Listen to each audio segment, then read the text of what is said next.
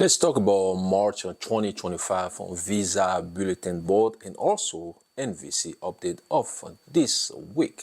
Hello, my name is John and welcome. USA MONDE. Are you someone who is planning to petition for your relative or your spouse, your children, your parent, or even your siblings? Well, if you don't know, the first thing you need to do is to file the I-130 petition.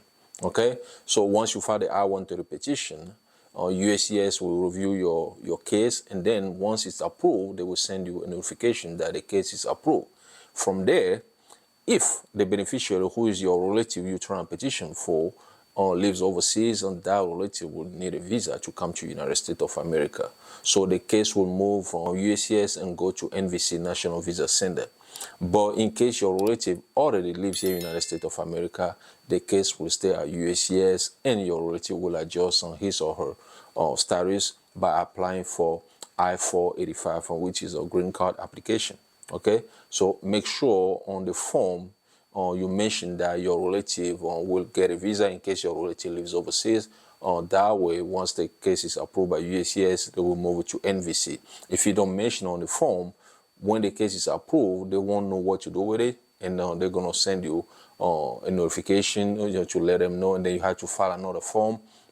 All those going to take time. Okay, make sure you mention on the form where exactly if the beneficiary would need a visa or beneficiary lives in the United States of America.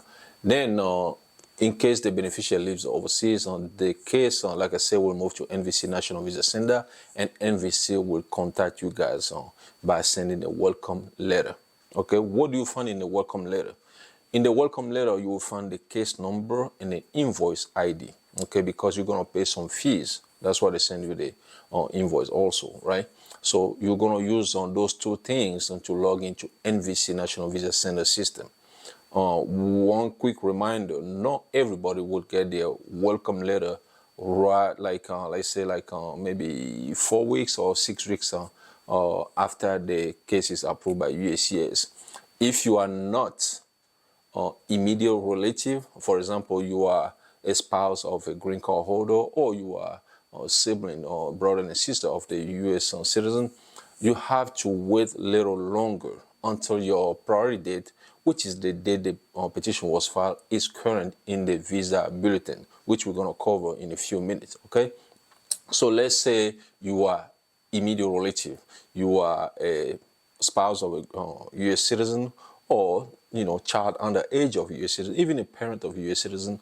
Once the case is approved by USCIS, you don't have to wait that longer, because there is a visa number available for you right away. Okay, so when you receive the welcome letter, like I said, you will log into NVC system with those two credentials, and you will pay fees and submit some document. So you, the petitioner, will pay the fees, the affidavit of support fees, and also the immigrant visa fees. Okay, so this week NVC announced on their website that they are working on cases they received from USCIS on February 19, 2025, meaning that some of you guys will receive your welcome letter very soon and start the immigrant visa process. So once you pay those fees, like I said, you will submit some document. The beneficiary will submit some document called civil document, and the petitioner, the person who filed the petition, will submit some document also. For example, the affidavit of support form will come from the petitioner. Okay, once you guys submit all those documents and pay the fees, NVC will review everything. So this week they announced on their website that they are reviewing documents they received from some of you guys on February 21st, 2025, and then they will let you know whether or not the case is document to qualify. What does that mean? Once the case is document to qualify, it means that they accept everything, and you just have to wait for your interview appointment letter. That's what a lot of you guys are waiting for. Okay, so the third update is regarding inquiries. What is that? Some of you guys have questions, or maybe you don't understand why it's taking so long to get an interview appointment letter or a welcome letter. Well, NVC is responding to the one they received from you guys on February 26, 2025. Make sure you check your spam folder to see if NVC reply to your inquiries, and then read through and see exactly what they say. Okay, quick reminder every month, when I make this type of video, for some of you guys who are new in the process, don't know exactly how it works. Once your case is documented to qualify, just wait, okay? Just wait until you receive your interview appointment letter. But in case you are in a hardship or you are in life and death situation, or the beneficiary or the petitioner, well, NVC give you a chance to expedite your case, okay? Take advantage of that. But if you are not in that situation, don't try to do that just because you don't want your relative to wait so long. You just want a interview appointment letter quicker. Don't do that. In case you are in those situations, when you send the request, make sure you provide enough proof so NVC can approve your case. If you don't provide enough proof, chances are they will deny your case. Okay, that's one thing I wanna let you know about. So now, we're gonna cover the visa bulletin board of this month, which is March 2025. If you're ready, let's go in front of my computer. So guys, this is a family sponsor of preferences. These are the categories we're gonna cover.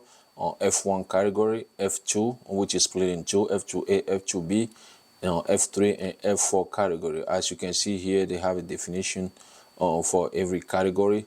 Those are the categories we're gonna cover in the date for filing chart and also final action date chart. Now let's go to the date for filing charts. So guys, this is the date for filing chart, okay? As you can see here, we have all those four categories here, the F1, F2A, F2B, F3, and F4 categories, okay? So now, what exactly you're gonna, look for here? On top of it here, you see we have a different countries. We have the Philippines, Mexico, India, China, mainland born, and also another one here, column, which is on all chargeability areas except those listed, okay? So this right here basically is for some of you guys who are not from none of these four countries I just talked about, okay? These four countries, if you're not from none of these four countries, all you have to do is to pay attention to this column right here. So now you're gonna pay attention to the whole column here. So it's gonna be based on your visa category. Let's say you are in F1 category. If you are in F1 category and you are not from none of these four countries, the Philippines, Mexico, India, China, mainland born, you have to pay attention to this date. So September 1st, 2017 is the cutoff date. So what exactly you need to do? You need to compare your priority date, like I say, which is the date your petition was filed with on this date in the chart. If your priority date comes before this date in the chart, it means this current, you should expect a notification from either USCIS or NVC. If you're in F2A category, you do the same thing. F2B, same thing. F3 here, F4. But in case you are from these countries, let's say you're from the Philippines, you are in F2A category, this is the date you're going to pay attention to, which is July 15, 2024. Let's say your priority date is January 1st, 2024. You should expect a notification from either USCIS or NVC. This chart is for some of you guys who are waiting for your welcome letter in case the beneficiary lives overseas. But if the beneficiary lives here in the United States of America, this is when you're going to start the adjustment status process, okay?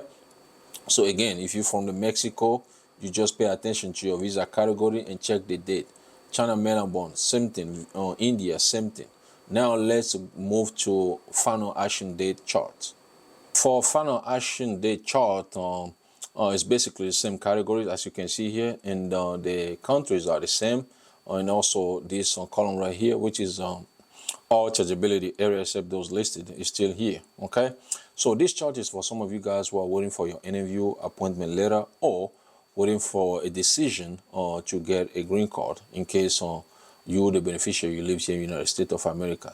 So how you read it? Same thing. If you're in, let's say, F2A category, you are from the Philippines, this is your cutoff date. You're gonna check your priority date against, not against, but with this day right here, which is January 1st, 2022. Let's say your priority date is on February 13 or 2022. Is not current yet. You still have to wait. Okay. If you're in F2B category, you're from the China mainland born, and your priority date is January 1st, 2016, well, it's current. You should receive a notification from either USCIS or NVC, depending on the location of your case. Same thing here. If you know from none of those four countries, like I say, you're in F4, F3 category, for example, the cutoff date here is July 1st, 2010. Let's say your priority date is September 1st, 2010, is not current yet. You still have to wait. But if the priority date is, let's say, April 1st, 2010, it is current. You just have to wait till you receive a notification from one of those agency. Okay, F4 category, same thing. Okay, that's the same way you read the date for filing chart. Okay, both of them are the same way. Okay, so basically that's how you do that. In case you have any question, let me know in the description below. Thanks for watching.